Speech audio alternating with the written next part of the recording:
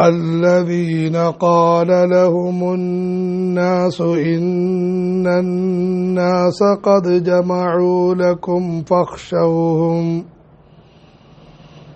فاخشوهم فزادهم إيمانا وقالوا حسبنا الله ونعم الوكيل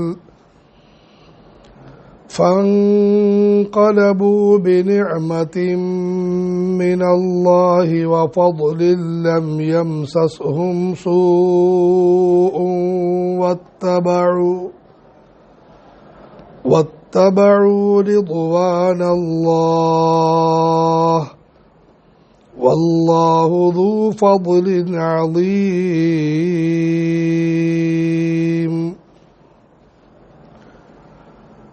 الذين ഒരു കൂട്ടം ആളുകൾ ഖാല ലഹുമുന്നാസ്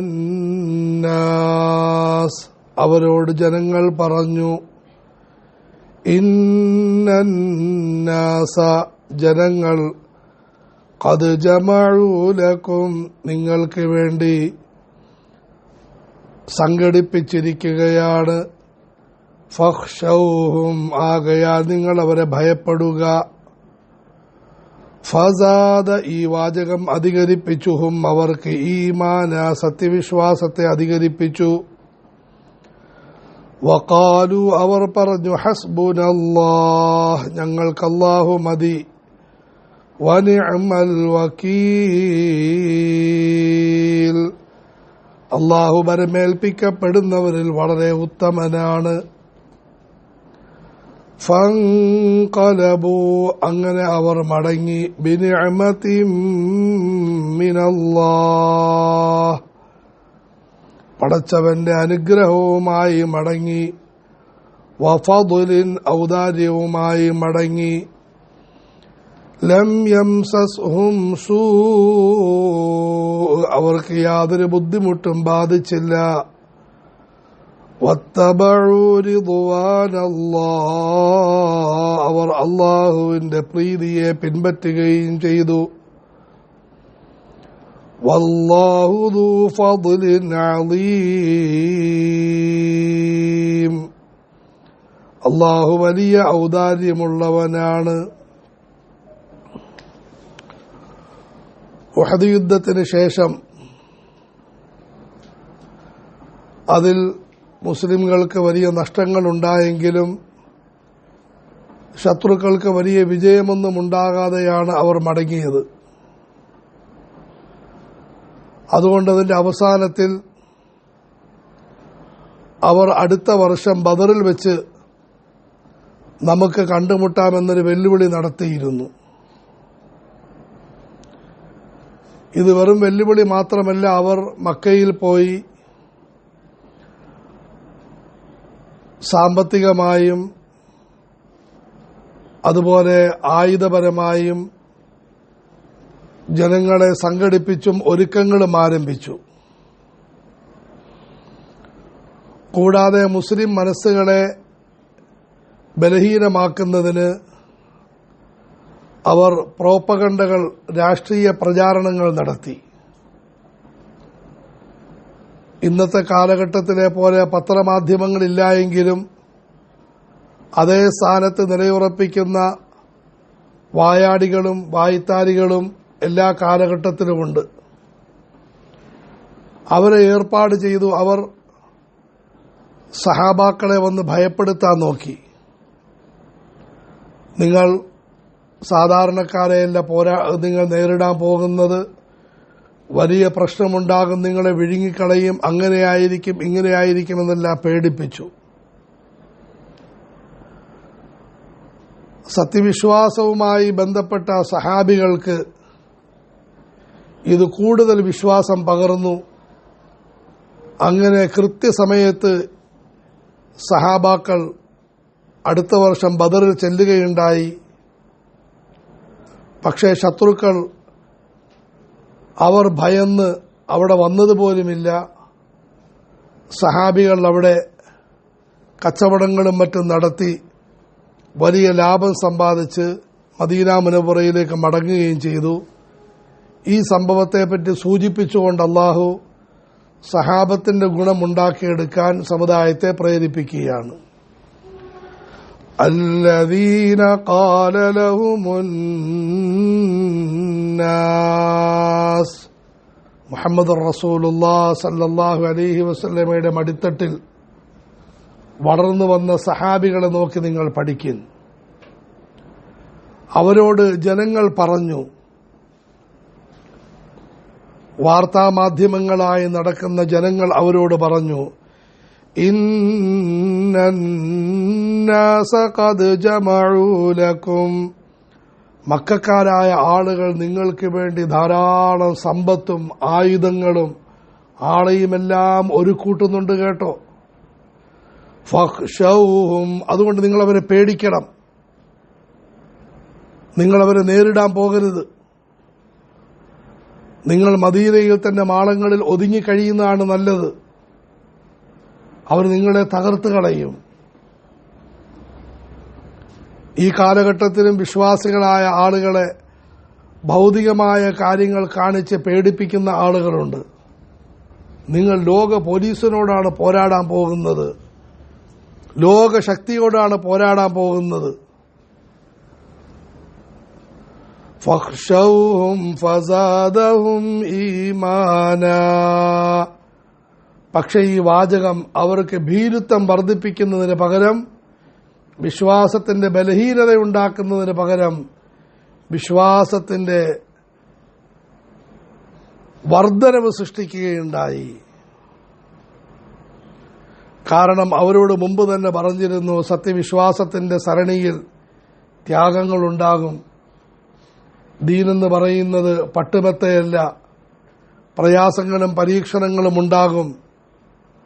ആ കാര്യം കണ്ടുമുട്ടിയിരിക്കുകയാണ്. വേറെ എന്ത്? വലമ്മാ റഅൽ മുഅ്മിനൂനൽ അഹ്സാബ ഖാലൂ ഹാദാ മാ വഅദനാ അല്ലാഹു വറസൂലുഹു വസദഖല്ലാഹു വറസൂലുഹു വമാ സാദഹും ഇല്ലാ ഈമാനൻ വതസ്ലീമാ. സൂറത്തുൽ അഹ്സാബിൽ മറ്റൊരവസ്ഥയെപ്പറ്റി പറയുന്നു. അവർ വാർത്തയല്ല, വൻ സൈന്യങ്ങളെ കണ്ടുമുട്ടിയപ്പോൾ അവർ പറഞ്ഞു, ഇത് പടച്ചവൻ നേരത്തെ പറഞ്ഞ കാര്യമാണ്, അല്ലാഹു റസൂല് സത്യം പറഞ്ഞിരിക്കുന്നു. വമാ സാദഹും ഇല്ലാ ഈമാനം വ തസ്ലീമ, അവരുടെ വിശ്വാസവും അനുസരണയും വർദ്ധിപ്പിക്കുകയുണ്ടായി. അത് അനുകൂല സാഹചര്യത്തിൽ മാത്രമല്ല, പ്രതികൂല സാഹചര്യത്തിലും വിശ്വാസികളുടെ വിശ്വാസം വർദ്ധിക്കും. فزادهم إيمانا وقالوا حسبنا الله ونعم الوكيل. അവർ പറഞ്ഞു, നമ്മുടെ ശത്രുക്കളെ നേരിടാൻ വേണ്ടി അല്ലാഹു നമുക്ക് മതി. അലൈസ അല്ലാഹു ബികാഫിൻ അബ്ദ, അടിമയ്ക്ക് അല്ലാഹു പോരെ, ഞങ്ങളല്ല പോരാടുന്നത്, എല്ലാ കാര്യങ്ങളും നിയന്ത്രിക്കുന്നത് അല്ലാഹുവാണ്. ഞങ്ങൾ യാതൊരു ശക്തിയുമില്ലാത്തവരാണ്, പക്ഷേ ഞങ്ങൾ ബന്ധപ്പെട്ടിരിക്കുന്ന പടച്ച തമ്പുരാൻ സർവശക്തനാണ്, അല്ലാഹു നമുക്ക് മതി. വഖാലൂ ഹസ്ബുനല്ലാഹു വനിഅമൽ വകീൽ. അല്ലാഹു ബരമേൽപ്പിക്കാൻ ഏറ്റവും ഉത്തമനാണ്, അവലംബിക്കാൻ ഏറ്റവും ഉന്നതനാണ്.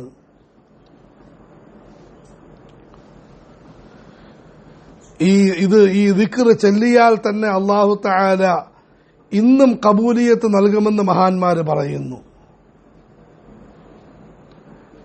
എല്ലാവരും നോട്ട് ചെയ്യേണ്ടതാണ്. മക്കാ മുക്കറമയിലെ പ്രധാനപ്പെട്ട പണ്ഡിതൻ, അല്ലാഹു ദീർഘായുസ് നൽകുമാറാകട്ടെ, മൗലാന മുഹമ്മദ് ഹിജാസി മക്കി ഹഫളഹുല്ല, മനസ്സ് ഒന്ന് കുലുങ്ങാൻ ആഗ്രഹിക്കുന്നവർ അദ്ദേഹത്തിന്റെ സദസ്സിൽ പങ്കെടുത്താൽ മതി.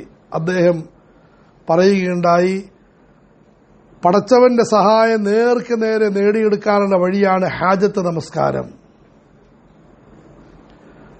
ഹാജത്ത് നമസ്കാരം രണ്ട് രീതിയിലുണ്ട്. ഒന്ന് സാധാരണ നമസ്കാരം, 2 റക്അത്ത് നമസ്കരിക്കും, എന്നിട്ട് അല്ലാഹുവിനോട് ദുആ ചെയ്യും. ലാ ഇലാഹ ഇല്ലല്ലാഹുൽ ഹലീമുൽ കരീം സുബ്ഹാനല്ലാഹി റബ്ബിൽ അർശിൽ അദീം വൽഹംദുലില്ലാഹി റബ്ബിൽ ആലമീൻ നിസ്കാരത്തിന്റെ മഹത്വങ്ങളിൽ ഷാഫിഈ ഫിഖ്ഹിൽ ആ ദുആ ഉണ്ട്. ആ ദുആ ഓതിൻ, എന്നിട്ട് ആവശ്യം അല്ലാഹുവിനോട് പറയും. ഇതാണ് ഹാജത്ത് നമസ്കാരത്തിന്റെ ഒരു രൂപം. വേറെ ഒന്ന്, മഹാന്മാരുടെ അനുഭവങ്ങളിലൂടെ സ്ഥിരപ്പെട്ട വേറെ 2 രൂപങ്ങളുണ്ട്. അതിലൊന്ന് 4 റക്അത്ത് നമസ്കരിക്കും. ഒന്നാമത്തെ റക്അത്തിൽ സൂറത്തുൽ ഫാത്തിഹയ്ക്ക് ശേഷം ഹസ്ബുനല്ലാഹു വനിഅമൽ വക്കീൽ 100 പ്രാവശ്യം ചൊല്ലിൻ. രണ്ടാമത്തെ റക്അത്തിൽ ഫാത്തിഹയ്ക്ക് ശേഷം അന്നി മസ്സനി യദുറു വഅന്ത അർഹമുർ റഹീമീൻ അയ്യൂബ് അലൈഹിസ്സലാമിന് ദുആ ചൊല്ലിൻ. മൂന്നാമത്തെ റക്അത്തിൽ ഫാത്തിഹയ്ക്ക് ശേഷം ലാ ഇലാഹ ഇല്ലാ അന്ത സുബ്ഹാനക ഇന്നി കുന്തു മിനൽ ളാലിമീൻ യൂനുസ് നബി അലൈഹിസ്സലാമിന് ദുആ ചെയ്യൻ. നാലാമത്തെ റക്അത്തിൽ സൂറത്തുൽ ഫാത്തിഹയ്ക്ക് ശേഷം വഉഫബ്ബിദു അംരി ഇലല്ലാഹ് ഫിർഔൻ കൂട്ടരിലെ മുഅ്മിനിന്റെ ദുആ പറയും. നമസ്കാരത്തിന് ശേഷം 100 പ്രാവശ്യം സലാത്ത് ചൊല്ലിൻ. എന്നിട്ട് സുജൂദിൽ വീണ് നൂഹ് നബി അലൈഹിസ്സലാമിന് ദുആ അന്നി മഗ്ലൂബൻ ഫന്തസിർ ചൊല്ലിൻ 100 പ്രാവശ്യം. എന്നിട്ട് അല്ലാഹുവോട് ദുആ ചെയ്യിൻ. തീർച്ചയായും ഉടനടി അതിന്റെ ഫലം കണ്ടിരിക്കും. അല്ലാഹു നമുക്ക് അനുഭവിച്ച് മനസ്സിലാക്കാൻ തൗഫീഖ് നൽകുമാറാകട്ടെ. അരമണിക്കൂർ പോലും പിടിക്കുകയില്ല. ആവശ്യങ്ങൾക്ക് വേണ്ടി എത്രയോ സ്ഥലങ്ങൾ നമ്മൾ സമയം ചെലവഴിച്ചുകൊണ്ട് ആശുപത്രിയിൽ വാപ്പയെ ചികിത്സിപ്പിക്കും, ഉമ്മയെ ചികിത്സിപ്പിക്കും, കച്ചവട കാര്യങ്ങൾ കഴിവിന്റെ പരമാവധി നല്ലതിനെ നോക്കിൻ, ഒരു 4 റക്അത്ത് നമസ്കരിക്കും. ഈ ആയത്തുകളുടെ പ്രത്യേകത, ഈ ആയത്തുകൾക്ക് ശേഷമുള്ള മുഴുവൻ ആയത്തുകളിലും അല്ലാഹു തആല പ്രാർത്ഥന കബൂലാക്കി എന്ന് പറയുന്നുണ്ട്. അതാണ് ഈ ആയത്തുകളുടെ പ്രത്യേകത. ഫൻഖലബു, അടുത്ത ആയത്ത്, അവർ വിജയത്തോടുകൂടി മടങ്ങി. ഫസ്തജബ്നാ ലഹു, അയ്യൂബ് നബിക്ക് ഉത്തരം നൽകി. ഫസ്തജബ്നാ ലഹു, യൂനുസ് നബിക്ക് ഉത്തരം നൽകി. ഫവഖാഹുല്ലാഹു സയ്യിആതി മാ മക്കറു, ആല ഫിർഔൻ കുടുംബത്തിലെ മുഅ്മിനിനെ അല്ലാഹു സംരക്ഷിച്ചു. അന്നി മഗ്ലൂബൻ ഫന്തസിർ ഫഫതഹ്നാ ലഹു, നൂഹ് നബി അലൈഹിസ്സലാത്തു വസ്സലാമിന് അല്ലാഹു തആല വിജയത്തിന്റെ കവാടം തുറന്നുകൊടുത്തു. സലാത്ത് എല്ലാ പ്രശ്നങ്ങളുടെയും പരിഹാരം. അതുപോലെ വേറെ ഇതിനേക്കാളും എളുപ്പമായ ഒരു ഹാജത്ത് നമസ്കാരം, നേരത്തെ പറഞ്ഞ 2 റക്അത്ത് നമസ്കരിക്കും. യാ ലത്തീഫ് പറയും. യാ ലത്തീഫ്, മയമായി കാര്യങ്ങൾ സൂക്ഷ്മമായി ചെയ്തു തരുന്ന അല്ലാഹുവേ 129 പ്രാവശ്യം പറയും. എന്നിട്ട് അല്ലാഹുവോട് ദുആ ചെയ്യും. എന്തെളുപ്പമാണ്. അല്ലാഹു നമുക്ക് അമൽ ചെയ്യാൻ തൗഫീഖ് നൽകുമാറാകട്ടെ. وقالوا حسبنا الله ونعم الوكيل,